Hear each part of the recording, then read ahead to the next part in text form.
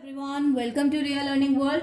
आज की इस वीडियो में हम समझेंगे properties of whole numbers. 6th class का चैप्टर नंबर 2 जो होल नंबर्स है उसकी एक्सरसाइज 2.2 करने से पहले ये प्रॉपर्टीज को समझना बहुत जरूरी है बच्चों। So let's start.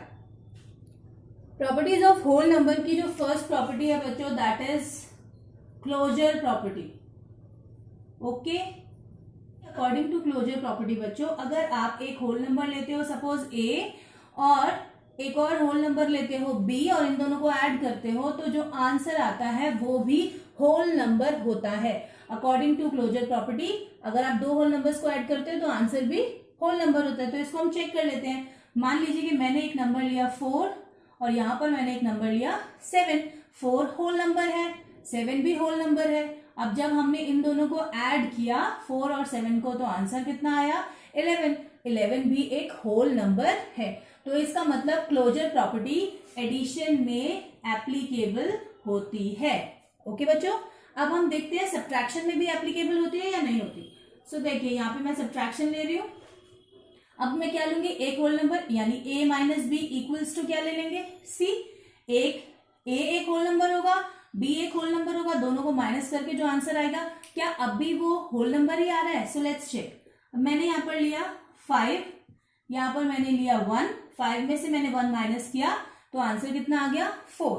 ठीक है, तो ये भी होल नंबर, ये भी होल नंबर और ये भी होल नंबर। तो यहां पर तो ये एप्लीकेबल हो रहा है। लेकिन 1 माइनस 5 अगर ऐसे होता तो हमारा आंसर तब क्या आता, तब हमारा आंसर -4 आता। जो अभी +4 आया था अब वो आंसर क्या आता, -4 आता। अब जब ये नेगेटिव में आंसर आएगा तो नेगेटिव नंबर्स होल नंबर्स नहीं होते। इसका मतलब क्लोजर प्रॉपर्टी सब्ट्रैक्शन में हर केस में एप्लीकेबल नहीं होती। तो यानी सब्ट्रैक्शन में क्लोजर प्रॉपर्टी एप्लीकेबल नहीं है। ओके बच्चों, अब हम देखते हैं मल्टीप्लीकेशन और डिवीजन। अब मैं ले रही हूं मल्टीप्लीकेशन, मतलब a multiply by b, so answer is c। Means एक होल नंबर है a, एक होल नंबर है b और दोनों को मल्टीप्लाई करते हैं तो आंसर भी होल नंबर ही आता है। सो यहां मैं लेती हूँ 4 मल्टीप्लाई बाय 5, सो आंसर कितना आया 20। 20 is a whole number. It means multiply में ये प्रॉपर्टी एप्लीकेबल होती है। अब डिवीजन देख लेते हैं, क्या डिवीजन में भी ये प्रॉपर्टी एप्लीकेबल होती है। So let's start. यहाँ पर है a डिवाइडेड बाय b, सो जो आंसर होगा वो भी होल नंबर होगा। ओके बच्चों, तो ठीक है, मैं यहाँ पर ले रही हूँ 10। ठीक है, 10 को मैं डिवाइड कर रही हूँ 5 से तो आंसर कितना आएगा बच्चों 2। 10 is a whole number, 5 is a whole number और जो आंसर आया वो भी होल नंबर। ठीक है, लेकिन अगर मान लीजिए यहाँ पे है 10, ओके, और अगर मैं 10 को डिवाइड करूं 0 से तो आंसर क्या आता है, तो आंसर आता है नॉट डिफाइंड। तो यानी ये तो होल नंबर नहीं हुआ। इट मीन्स कि डिवीजन में भी क्लोजर प्रॉपर्टी एप्लीकेबल हर केस में नहीं होती। ओके बच्चों, तो हमने क्या देखा कि क्लोजर प्रॉपर्टी कहाँ एप्लीकेबल होती है, एडिशन में एप्लीकेबल होती है और मल्टीप्लीकेशन में एप्लीकेबल होती है।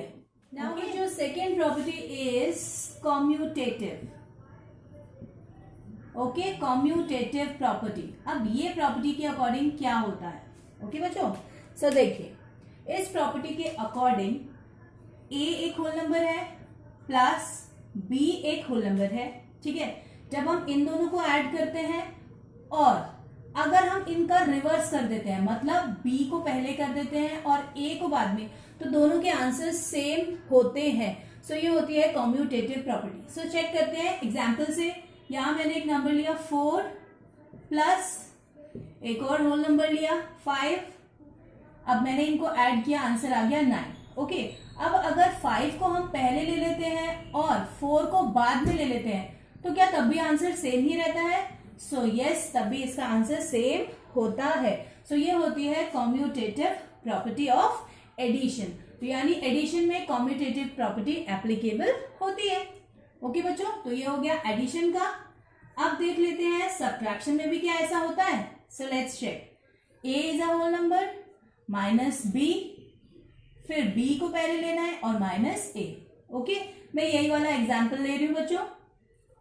4 माइनस 5 ले रही हूं और इधर 5 माइनस 4। ओके, सो यानी a जो है वो 4 है और b जो है वो 5 है। तो देखिए यहाँ पर 5 पहले आ गया और 4 बाद में आ गया। ओके, अब मैं इसको माइनस करूंगी, 4 फिर माइनस 5 लिखा है, यानी कि जो आंसर आएगा ये -1 आएगा। और यहाँ पर 5 माइनस 4 करेंगे तो यहाँ पर +1 आंसर आएगा। अब नेगेटिव और पॉजिटिव तो इक्वल नहीं होते, that means commutative property subtraction में एप्लीकेबल नहीं होती। ओके बच्चों, अब चेक कर लेते हैं मल्टीप्लाई और डिवाइड में भी एप्लीकेबल होती है या नहीं। ओके बच्चों, अब हम लेते हैं multiply. a is a whole number multiply by b and इधर b पहले आ जाएगा और a बाद में आएगा। 4 ले लिया मैंने एक होल नंबर मल्टीप्लाई बाय 5, यहाँ पर अब 5 को पहले ले लिया और a को बाद में ले लिया। 4 इंटू 5 करेंगे तो 20 आंसर आएगा बच्चों, 5 इंटू 4 करेंगे तो भी 20 आंसर आएगा। That means commutative property multiply में एप्लीकेबल होती है। ठीक है बच्चों, अब चेक करते हैं कि डिवीजन में भी एप्लीकेबल है। तो अब ये भी ले लेते हैं example, a divided by b और यहाँ पर b divided by a। Okay बच्चों, सो यहाँ पर मैंने लिया है 20, a लिया है मैंने 20 और b लिया है मैंने 5। ठीक है, तो यहाँ पर मैंने इन दोनों को डिवाइड किया और अब मैं यहाँ पर क्या करूंगी, पहले b लेना है, यानी 5 को पहले ले लूंगी और 20 को बाद में ले लूंगी। ओके, अब मैं इसको डिवाइड करती हूँ, इसको इससे डिवाइड, हम इसको बच्चों इस फॉर्म में भी लिख सकते हैं ना, 20/5 डिवाइड की फॉर्म इस तरह भी होती है, तो इस वाले को भी हम इस तरह लिख सकते हैं। ओके बच्चों, 5 1 5, 5 4 20, तो आंसर इज 4। और अगर यहाँ पर हम देखें 5 1 5, 5 4 20, तो answer is 1/4। So 4 is not equals to 1/4। That means commutative property division में एप्लीकेबल नहीं होती। तो कॉम्यूटेटिव प्रॉपर्टी भी किस किस में एप्लीकेबल होती है बच्चों, एक एडिशन में एप्लीकेबल होती है और एक मल्टीप्लाई में एप्लीकेबल होती है। थर्ड प्रॉपर्टी बच्चों that is associative property. Associative property में बच्चों 3 होल नंबर्स होते हैं, suppose a, b and c। Okay, और दूसरी साइड भी हम ले लेते हैं a, b and c।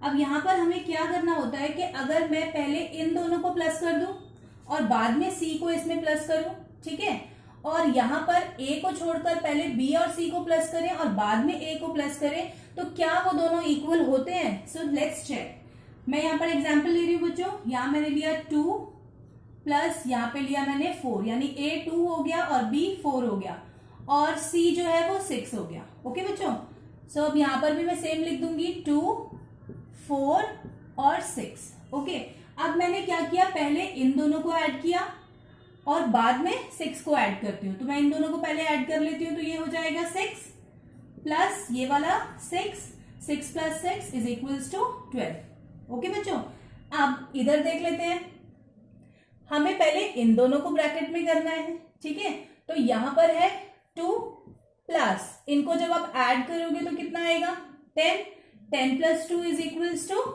12। That means कि एडिशन में पहले आप इन दोनों को ऐड करें बाद में थर्ड वाले को तो भी वही आंसर आता है, और पहले बाद वाले दोनों को ऐड कर दीजिए और पहले वाले को बाद में तो भी आंसर सेम ही आता है। Means associative property is applicable in addition. Okay बच्चों, अब हम इसका चेक करेंगे associative property in multiplication. Third property बच्चों एसोसिएटिव प्रॉपर्टी। एसोसिएटिव प्रॉपर्टी में आपको 3 होल नंबर्स लेने हैं, अब हमें उनको मल्टीप्लाई करना है। ओके बच्चों, तो यहाँ पे देखेंगे a multiply by b multiply by c, और यहाँ पर भी a multiply b multiply c। But associative में क्या करना है, पहले हमें शुरू के 2 नंबर को ब्रैकेट में लेना है, लास्ट वाले को बाहर रहने देना है, और राइट साइड में लास्ट वाले दोनों को ब्रैकेट में लेना है और आगे वाले को बाहर रहने देना है। सो अब एग्जाम्पल ले लेते हैं, 2 मल्टीप्लाई बाय 4 मल्टीप्लाई बाय 5। सो यहाँ पर भी सेम आ जाएगा। अब हमें क्या करना है, पहले इन दोनों को ब्रैकेट में लेना है, इन दोनों को ब्रैकेट में ले लिया और इधर लास्ट वाले दोनों को ब्रैकेट में ले लिया।